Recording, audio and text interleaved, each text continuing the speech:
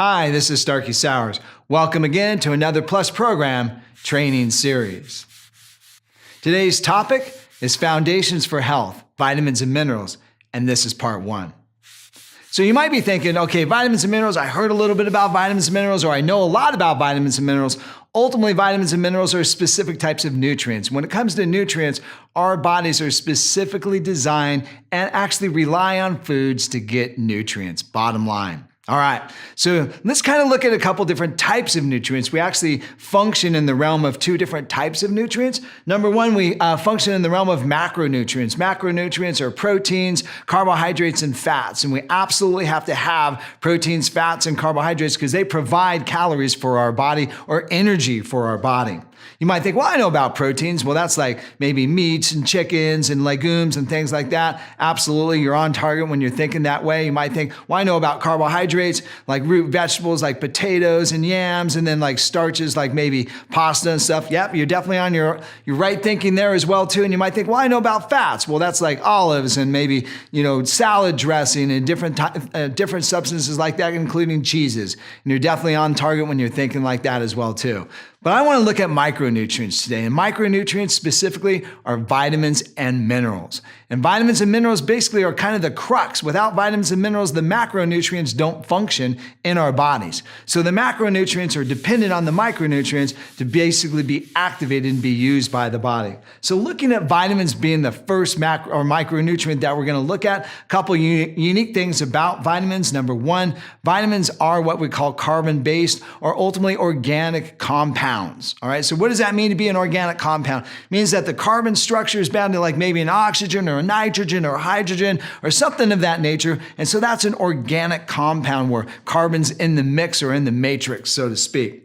So ultimately, what do vitamins do? What are their functions? I'll talk about 3 specific functions. Number 1, they can function actually as a hormone. So vitamin D, for instance, is actually a hormone substance. It actually triggers the bone like a hormone like progesterone or estrogen, and it actually triggers the bone to actually synthesize calcium and build a foundation of bone structure. The other thing you can do is actually see vitamins be used as coenzymes. You go, well, what's a coenzyme? Well, it activates enzymes. So here's a great illustration. For instance, the body produces hydrochloric acid in the stomach every time we ingest the macronutrient protein, all right? So when that happens, what we actually see is zinc as well as B6 are necessary to convert substances into hydrochloric acid. Without the B6, it never happens. So you can't digest the macronutrient without the micronutrient. So another function that we see is antioxidants. Every time we breathe, we actually pull in oxygen, the body splits it in half and uses it for different things and creates what we call oxygen-free radicals. Unless there's vitamin C and vitamin E available, believe it or not, we actually have toxic compounds in the body. So those are just 3 ideas right off the bat, and there's many more on top of that. So you might be thinking, wow, that's kind of crazy. Well, how many vitamins do we actually need? Well, we need about 14 different vitamins. In fact, without them, there are nutrient deficiency symptoms and or disease situations that occur.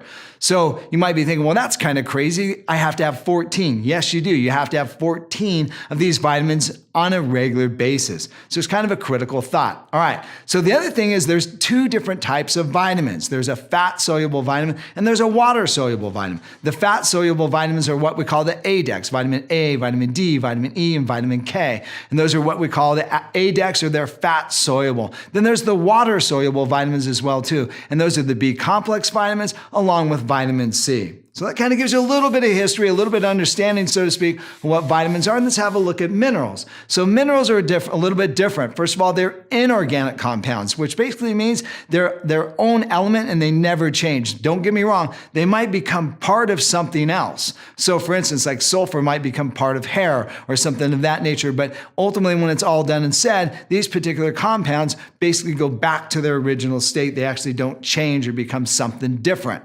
All right, so let's kind of look a little bit at minerals. So when we look at minerals, there's some different functions throughout the body. One of the ones that we typically understand is what we call structural components. So when we look at bone tissue, calcium and phosphorus, as well as some of the other minerals, are what actually builds that matrix of the bone. So that's what we call like a structural situation. But the other thing is a little bit interesting. Roughly about 60 to 70% of your body is water.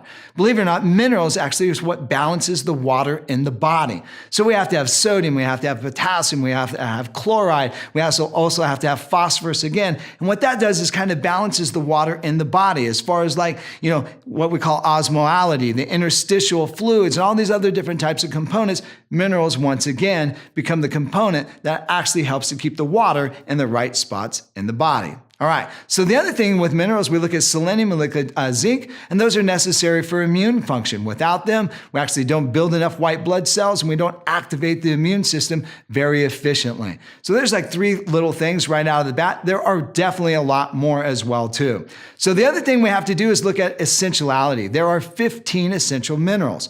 So with 15 essential minerals, that means there's actually more than vitamins total together. There's 29 total nutrients that become essential. All right, so within those essential nutrients, there's also in the world of minerals what we call a macro and a micro. So there's macro minerals as well as the micro or trace minerals as well. So there's 2 groupings in that category as well. All right, so it kind of rounds up a couple different things when it comes to vitamins and minerals. So then we look specifically as how do they function in the body. So as we've kind of described all the way through, they're needed in so many different areas. They're needed for structural components. They're needed for the immune system. They're needed for water balance. They're needed also specifically for oxygen metabolism. They're also needed for different things such as the ability of the body to be able to think clearly. The list goes on and on and on.